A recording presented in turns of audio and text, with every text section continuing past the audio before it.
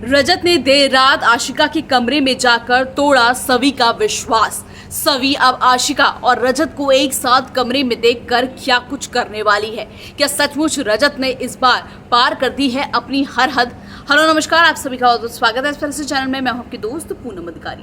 भाई रजत ने हद पार कर दी है। जी हाँ, सीरियल गुम है किसी के प्यार है में रजत ने वो कर दिया है जिसके बारे में शायद ही हमने कभी सोचा होगा। जी हाँ, रजत देर रात सीधा पहुंच गया आशिका के घर, अपनी पहली पत्नी के घर, उसके बेडरूम में। जिसके बाद आशिका ने सवी को फोन किया और बताया कि रजत देर रात उसके कमरे में क्या कर रहा है और अगर वो टाइम से नहीं आती तो वो पुलिस में कंप्लेन भी कर देगी।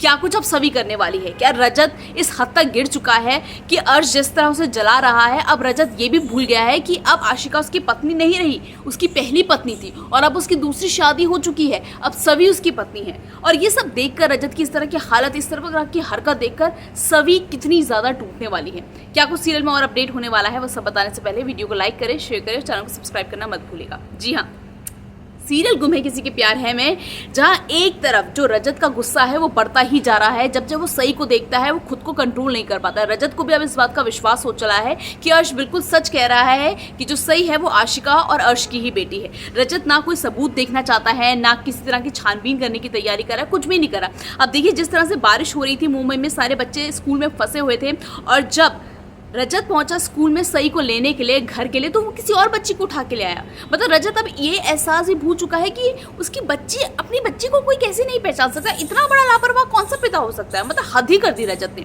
उससे भी ज्यादा तब हद हो गई है जिस तरह का प्रोमो दिखाया गया है। प्रोमो में दिखाया गया है कि देर रात जो सभी को है, आशिका का फोन आता है कि आशिका, मैं आशिका बोल रही हूँ और रजत इस वक्त रात के 12 बज रहे हैं और मेरे कमरे के बेडरूम में बैठा हुआ है और चिल्ला रहा है मेरे पे और मेरे साथ बदतमीजी करने की कोशिश कर रहा है। बहुत कुछ आशिका सभी को बताती है और सभी को यकीन नहीं आता कि रजत इतनी देर रात को आशिका के कमरे में क्या कर रहा है। भाई भले ही रजत, ये मेरे को जो मुझे लग रहा है कि रजत ये आशिका से पूछने गया होगा कि तुम मुझे सच बताओ कि सही किसकी बेटी है, मेरी और तुम्हारी बेटी है या अर्श और तुम्हारी बेटी है।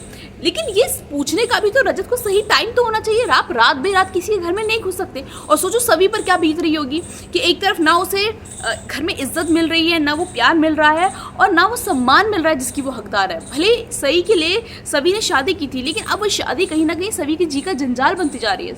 रजत अपने हर बुरा रूप रजत अब सभी को दिखा रहा है। फिलहाल आपको क्या लगता है कि क्या सचमुच रजत को गुस्से में भी आशिका के कमरे में देर रात जाना चाहिए था और इस तरह हंगामा करना चाहिए था या नहीं? आपके इस बारे में क्या राय है, कमेंट बॉक्स में लिख के बताइएगा जरूर। वीडियो को लाइक कीजिएगा, शेयर कीजिएगा और चैनल को सब्सक्राइब करना मत भूलिएगा।